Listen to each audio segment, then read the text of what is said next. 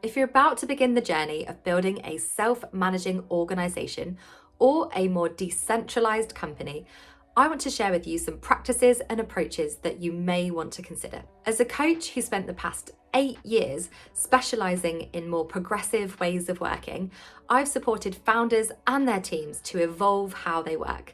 And I've seen firsthand the challenges and the opportunities that self-management has created. So, if you're in a place where you're thinking, we want to go on this journey, but we have no idea where to begin, then this video is for you. First of all, I want to say that this is not an exact manual that you need to copy piece by piece.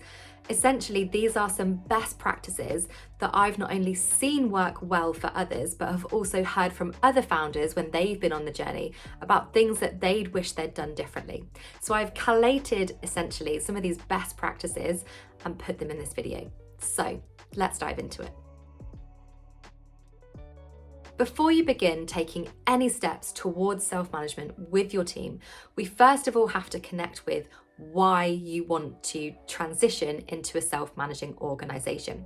So we have to understand the purpose, and that comes down to you, the founder or the company owner. Why is it that you want to go on this journey? What do you hope to achieve by doing this? Because too often I hear people talking about self-management as if it's a trend or a fad. It's kind of bucketed into the future of work trends. And that's not what we want. We don't want to do it just to look cool or just to look disruptive. It has to be a means to an end. So what do you hope to achieve by transitioning into a self-managing organization? Why do you want to reinvent? So before you begin any steps with your team or even thinking about taking them on this journey, you have to have a very personal connection with why this is important to you.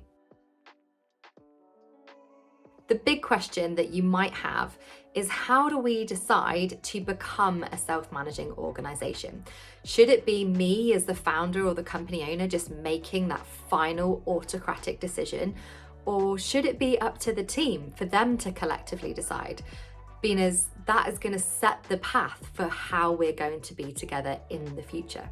Now, I've heard from founders who made it their last and final autocratic decision to decide on behalf of the company that self-management was the way they were moving forward. However, on the other end of the spectrum, we have putting it out to vote so that everyone in the organization can vote on whether they would like to transition into this way of working. Now, what I want to talk about first of all is that before you go to a vote or before you decide how you're going to decide, it's really important to do a bit of groundwork, because you could just decide as a founder that, yes, I'm going to decide that this is where my company is going. But if you haven't done the groundwork, you could end up being the lone wolf yet again, trying to push a change initiative that nobody wanted in the first place. Whereas if you do the groundwork and if you spend time with the team talking about what this might look like, why you want to go on this journey, and what they hope to gain from it, and then put it to a vote, you have far more ownership of this journey than you just trying to push it on your own. So in my personal opinion and my professional experience, I would say that do the groundwork with your team and put it out to a vote, and put it at a percentage that, okay, if there's a less than 50% vote for it, then we're not going to do it. But what you want to do is kind of bring everyone together, talk about this transition, talk about why this is important to you, talk about what you hope to achieve from this transition, give people preparation material, books, podcasts, things that they can consume so they have some sense of preparation before they come into some time together. And most importantly, it's really about making sure that people understand what is going to be expected of them. You might not even want to call it self-management. You might just say, tell the story that I feel like there's a better way of working where we can have more autonomy, more structure, more creativity, where we are able to make decisions together really tell the story. That's exactly what Frederick Laloux says in Reinventing Organizations. Sometimes even the word self-management can put people off. So actually telling the story of what you want to achieve and where you want to go is more important than the language itself. And like I've said, when we put it to a vote, people are going to feel more inclined to take ownership and participate in these changes, because it won't just be one person leading it all or a few. This is going to take collective effort. Evolving into a self-managing organization also takes personal work. And so as a founder, if you're not being coached, if you're not doing any personal work on your emotional regulation, your self-awareness, then now is the time. Because you are going to go through so much unlearning when we go through this transition that you will need support in letting go of control and allowing the team to step in. And that is really uncomfortable. When you've had your hands on the reins for so long and you've been the visionary and the person that's brought all of this together, there is going to be a lot of discomfort in the things that you're willing to let go of and the things that you aren't willing to let go of. And so making sure that you're doing your personal work as you start this transition is incredibly important. We often call it brave leadership. Being vulnerable, authentic, being able to talk to your team about when things are difficult for you. So if you're not already doing some personal work, you absolutely must start this before you start getting the team involved in any other practices. This might sound like I'm selling myself, but hear me out. When I've spoken to many founders of self-managing organizations who have gone on this journey, one of the things that they've often said when I've kind of chatted with them on my podcast, which I will link in the description below, is that at many times they wished they'd had a guide on the journey. And those that did saw much quicker results than those who kind of stumbled along DIYing it. So find someone who is going to be a guide on your journey. It might not be me, it might be somebody else. But this person is going to support you in this transition. They will know practices, approaches, be able to coach you and the team, and they'll also be able to connect you with other people that you can talk to self-management about, so that you are feeling really supported and held as you move on this journey. So finding a guide, although isn't a necessity, it can support you in basically keeping to the path. A step I would recommend before you start implementing any practices is to firstly diagnose how you currently work at the moment, and where are some of the challenges and tensions that exist in your current ways of working. This can not only help you understand current mindsets, behaviors, things that are going on, and give you almost like a starting point of some tensions or challenges that you might address first. Because there are so many things to change, it can feel really overwhelming. So the diagnostic can give you an idea of some of the most present friction points, and you might even begin to start there in some of the practices and approaches that you adopt. When I work with teams, I also do focus group interviews, because I want to really get underneath some of their ways of working, the mindsets or the values that are being lived within the organization.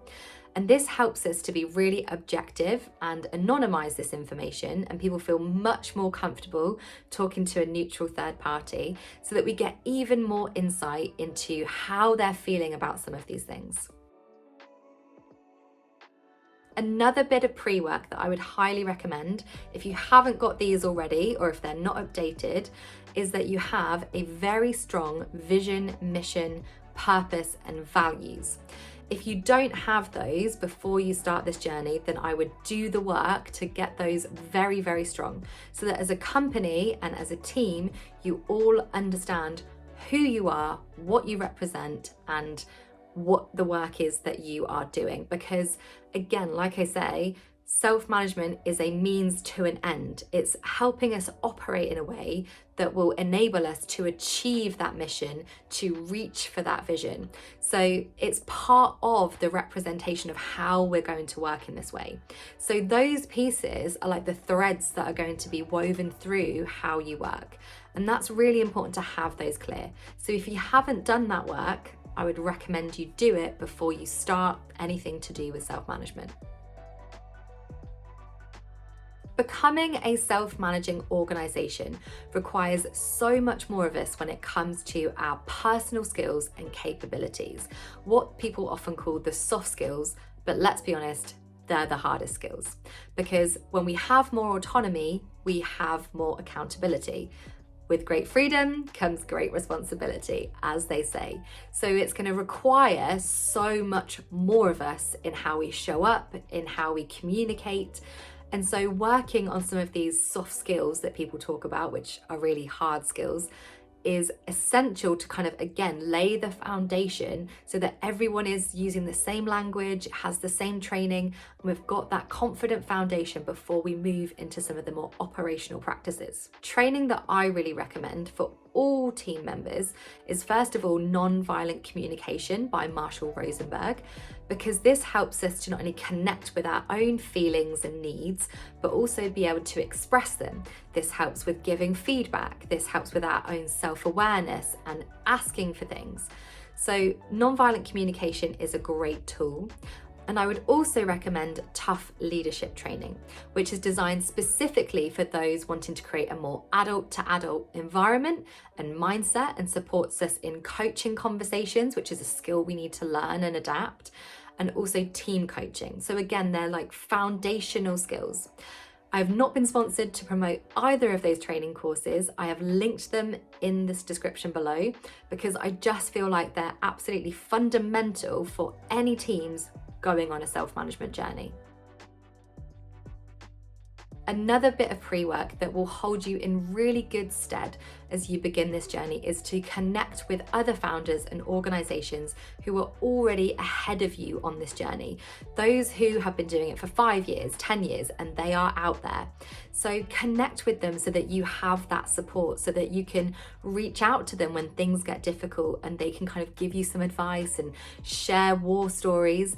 It's good to have people around you who can support you so that you don't feel like you're doing something really alien, especially when things will become challenging, and they will, because you're going to be needing those people to support you and lift you up when things get tough, so that you don't suddenly revert back to how you did things, because that's when we lose all sorts of trust. So make sure that you're connecting with other organizations, not only at the start to ask them lots of questions and how they did it, but also during. Let's imagine the team have voted a big yes for going on a self-management journey. How exciting! With this in mind, what you will want to do is create some kind of ritual or event to kind of kickstart and celebrate this journey. Like we do in our lives, whether it's birthdays, marriages, funerals, we have these rituals to commemorate a certain stage in life or something that's about to happen, a new journey that is about to begin. And so doing this with the team will really support them in celebrating, but also feeling like something is about to start, so that we've got this real kind of positive energy around the change. With one of my clients, we did a full day offsite retreat with the team. And it was such a deeply meaningful and connecting experience that even the founder said afterwards, you know, we have made so many memories in that day, and everyone has got such a good energy for how we're going to move forward. So even a day just helps everybody get in that mindset of we're about to go on a journey, we're excited, and we're ready to commit to this. You might be feeling really overwhelmed at the amount of practices and approaches that you could start with when you're evolving your self-managing ways. So what I would say to you is take very small tentative steps, because we just want to do one experiment at a time.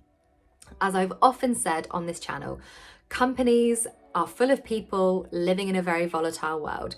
So there is lots of complexity involved. It's not going to be predictable about how certain practices are going to land. So try one experiment at a time, and even something really small. So let me share some practices that you might want to try just to dip your toes in the water and see how it lands with the team. A great start is just simply changing the language of roles or processes or even departments. And you can do this together with the team to create something fun. An example of this is Vivo Barefoot, where they created really unique names around pods and teams and completely removed the word manager for something else in order for people to feel like things were changing, because language has a really big impact on our mindset. So even a small shift, like changing the language that we use in the day-to-day of the business, can make a difference.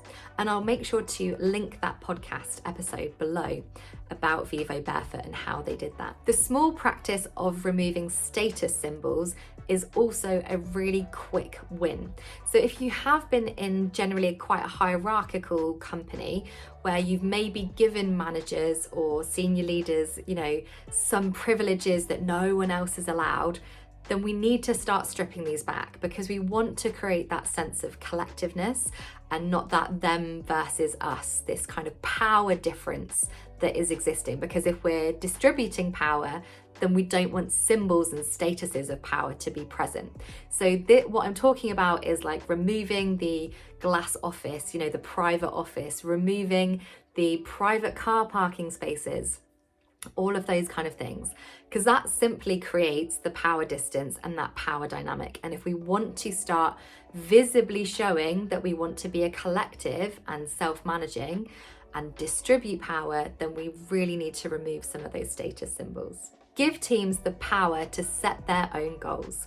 This is one of the first simple steps in moving them towards more accountability, because we're not giving them a goal from a directive from someone else, from a manager or from above. If they have an awareness of the vision, the mission, the purpose, and the values, and they know their work, they know what needs to get done, they know how their team works, then why wouldn't you give them the power to set their own goals? It's a very simple but powerful practice just to start the journey. And if you want to start with something even more simple and less risky that you can just try on a 3-month sprint, is change your meeting structures.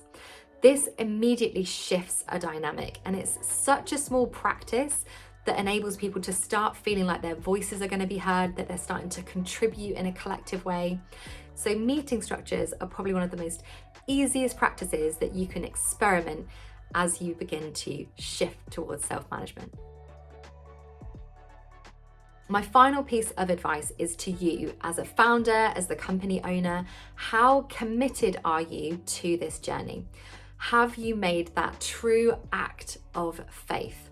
Because what can often happen is challenges will occur, as they always do whenever a company is changing or evolving.